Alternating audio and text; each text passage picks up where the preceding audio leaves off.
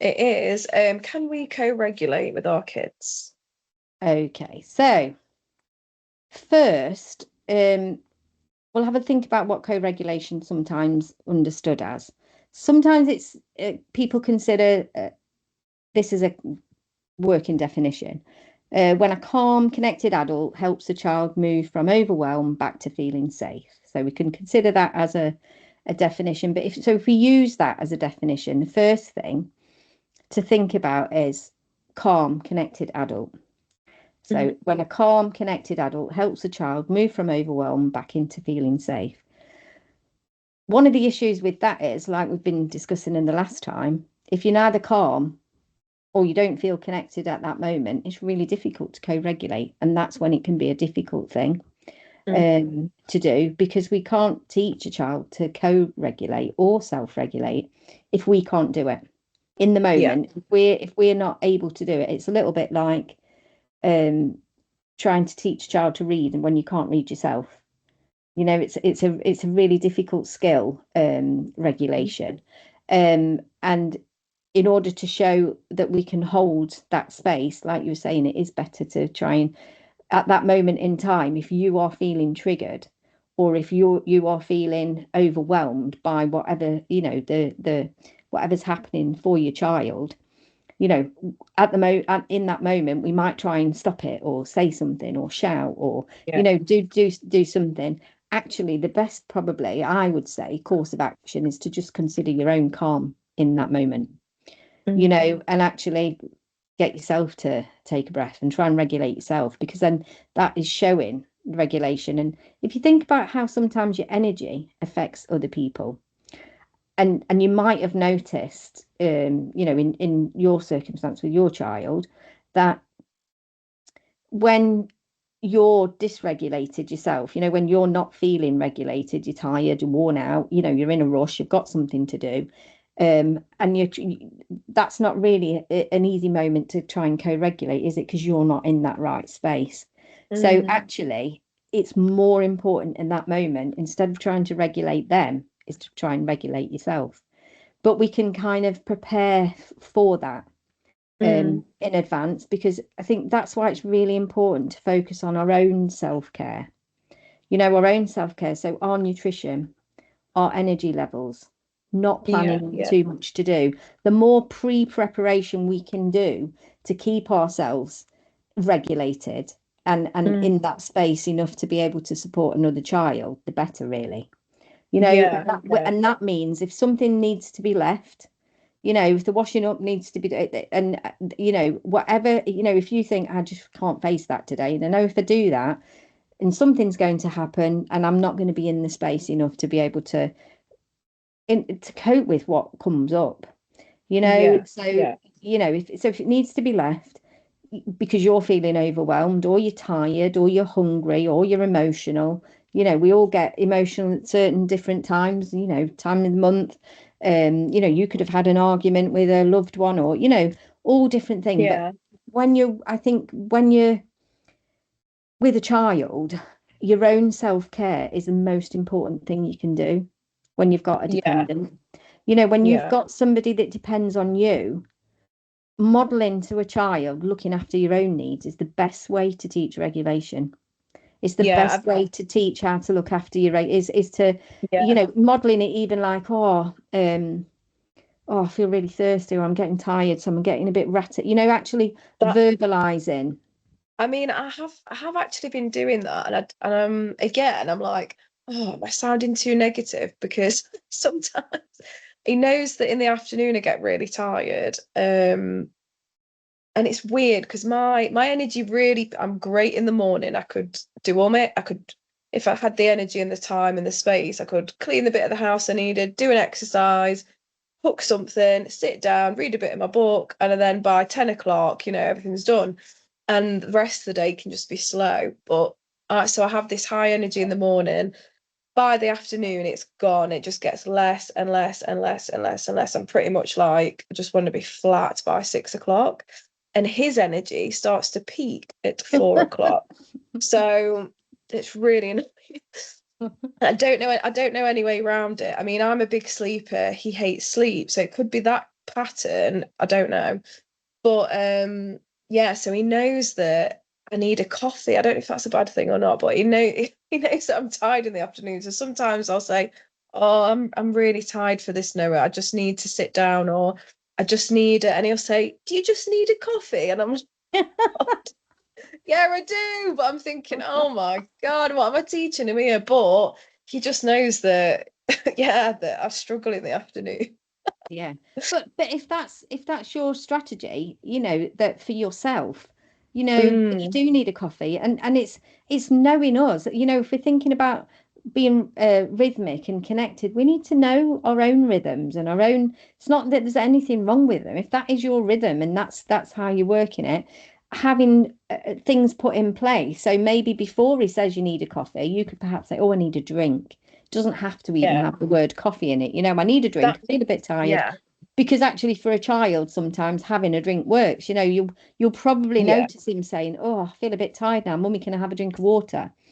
You yeah. know, just so that modeling, there isn't it's coming to terms with the fact that you're a human being, so is he, and you've got to show him a good ways to kind of cope with the ups and downs of being a human Mm, being. You know, there's nothing yeah, wrong with being tired. You're not superhuman, and we're not teaching yeah. our children to be superhuman. You know, we want Mm, them to have. There's times when we're busy, and there's times when we're up, and like you say, they have to find his own rhythm, you know, mm, and that will be yeah. something that you'll work together and become in tune. You are starting to do that. You're starting to It's see that, aren't you? Yeah, I mean, he's starting to find his own rhythm in like the things he does during the day. Because there's points where I am just cleaning and I've got to tidy something up. Like, I can ignore some of it, but some days I can't. So Yeah. there's points now where he gets a little bit frustrated because he's just figuring out, like, why am I being left on my own while she's doing this? And then he's actually, because he's watching us water the plants, he's picking up the watering can and after his frustration, and he's just watering the garden, like, frustrated. But I'm like, well done. I'm thinking, yeah. But if Yeah. if I was to say yes, he'd drop the can and be like, what? So yeah, he does. He's not one for over praising. I have to be very calm with it. But inside, I'm like, yeah. Yeah. But at the Yeah. moment, we are figuring that out. He's having to find something to do when there's points when I just can't, yeah, play. Give him, you know, give him something. Give him some wipes to wipe the kitchen down. You know, give him a Mm, job to help you. You know, just say, "I've got to do this. Do you want to help, mummy?" Um, yeah, yeah. you know, you could do you know, you could do the cupboards even if the cupboards don't need doing. You know, so he's got a job to do. Mm, He can yeah. play because more than anything, he'll probably say, "No, you do it, mummy. I'll just play." That's what he'll That's what he eventually start said. doing. Yeah. Yeah, that's what he said. Yeah, I'm not clean. I'm not. Yeah, I'm not doing that. But you know, Yeah. you can see, aren't you know? So co-regulation is that teaching them really that we can do that things can be difficult. You know, we can be tired, we can be overwhelmed, we can be this. We can do something about it, or we can just be. You know, actually, if our energy's up here and you've used it all, if it was your phone, you'd put it on charge. You know, it's recognizing Mm. that. I might You know, actually, I might use that actually because I'm struggling to, I really don't want to be saying I'm tired all the time. I want to be, I might just say that my I need a energy's, recharge. I need a recharge because he's really into robots and batteries. So I Yeah, might just say, and then he might say to me, "Is it charged yet?" And then I can say, "No, I think it needs 5 more minutes." yeah, and it's just giving, you know, it's becoming, isn't it, a bit more light-hearted with it, you know, It and is, coming yeah, in tune, you know, so 100%. you know the ways of you know co-regulating about, you know, slowing your breathing, using steady voice, offering a cuddle if you want one, you know, in those kind of things, you are in Mm, tune. You know, I know how in tune you are with them, but it actually is yeah, more about showing our own that how we regulate the ups and downs of our energy levels.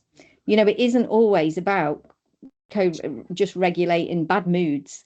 You know, it's the everyday life stuff. You know, oh, I can yeah, see you tired. It's that helping and giving words for it, isn't it? And every child's different. So in moments of when co-regulation is needed, some children want hugs, some children need space. Some yeah. need movement, some need quiet. And that's why I think, you know, looking at different strategies, I think the best thing is to, like you're doing, is become Mm, more attuned to your child and see they know what they need. You know, yeah. you might think, oh, I've seen this work with somebody else. I'm going to try that. But if you know, you'll know in your mind, you'll go, that will never work with my Yeah. child. You know, you probably do, don't you? Because you know more than you've just got to trust yourself more, Sally. Yeah, yeah. Um, It's it's like some of the words that are floating around at the minute where it's like when they're having the emotion, the parent will go, "Oh, I really see that you're going through some big emotions right now." If I was to, I've tried it once. If I was to say that to him, I think it would just blow up in my face. It can see I'm not being sincere. He'd find it patronizing. I find it cringy. It just doesn't work for us. I cannot do and, that. and can you imagine if you think about your partner, if if if you said that to him when he was Oh going through a no. big emotion, I can see now that you are going through a big, that's not going to work. Or if someone said it to you, it is patronizing. You Yeah. know, but for some parents and some children that works. You know, that's the kind of Yeah. relationship they've got. That's the way they want to parent, and that's completely fine. You've Mm, got to yeah. know what works for you and what you feel comfortable with, and what works for your child and what they Yeah. feel comfortable with. You know, and but keep in mind, you know, the aim's not to stop the emotion. It's Mm, not to stop it. It's not to stop the emotion. It's not to stop what they're feeling inside the body. It's to help them, and more importantly, help you to move yeah. through them safely and recover from it, you know, and kind Yeah. of be okay at the other side of it, you know, without it Yeah. damaging anything. I think that's the most important. It's technically what you do in that time, as long as you know you feel that you're comfortable with it, and you feel, you know, the most important thing is, like you said, being there, waiting for the big emotion to subside. If he needs a hug, if he needs a cuddle, if he needs space, if he needs to run about, you can tune to that at that moment in time, because you Yeah. know him more than anybody else. Yeah. You Yeah. know, and you can, once you've got that attunement, which I know you have got, you just don't trust yourself enough. Yeah. That's Yeah. that. That's Do you know what I mean? Once you're calm and you're in that space of, actually, I know what he needs. I know mm, what I've got to do. And afterwards, you probably can reflect and think, I knew I shouldn't have done that. Because you do know, don't you? yeah. Yeah, Um, definitely. yeah, Yeah. yeah.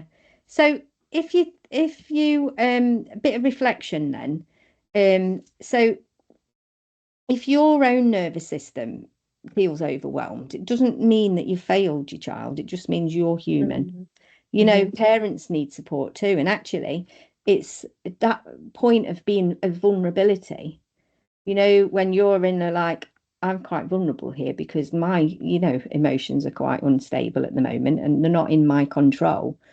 As Yeah. long as it's not, you know, you're not, and I know you're not doing that, going about smashing everything. You just Yeah. have, I need a minute, I need this. You are showing how to be human and being vulnerable.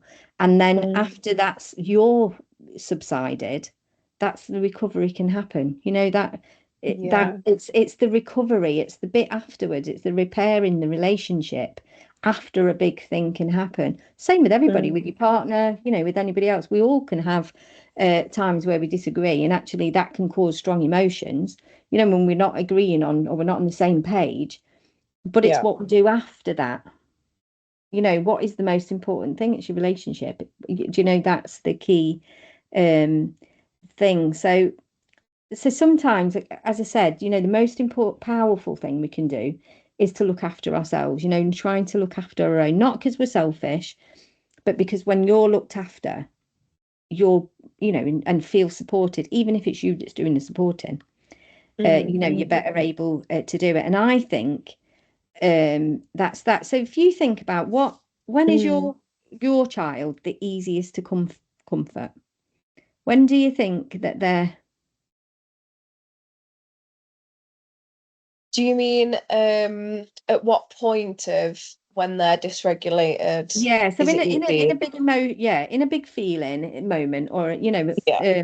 emotional, when do you think they're easiest to comfort? When have you found, if you think back to the maybe the last couple of weeks, you Mm. know, when's the point that's been there where you think, I can comfort this person now, I can give them a hug, you know, I Once can, once it has subsided, and it's really weird because this week, before thinking about these questions and what I wanted to ask you, something came that I've seen something about cycles, just cycles in the earth, like similar to the rooted, connected, and the rhythmic. So it was something about cycles in everything. So cycles of the moon, the seasons, and feelings, having a whole cycle to go through. And that's, yeah, what I'm trying to. I never thought of it like that. That once, and yeah, once the thing has subsided, whatever emotion it is, the cycle's finished then. I've never seen it before as a cycle. So yeah, I think that's the point where it's been felt and it's been released. Yes. That's when I can speak to him and when he's Yeah. ready. Yeah. Once the big emotion is disaster, because we used to do like emotion curves, and escalation curves and all that things. But one of the key things that we used to, when I used to work for in schools, uh, was that if a child is subsiding and you interact with them too early, if you interrupt almost the cycle, it can just go straight back up again. So I think what you're explaining, Sally, is that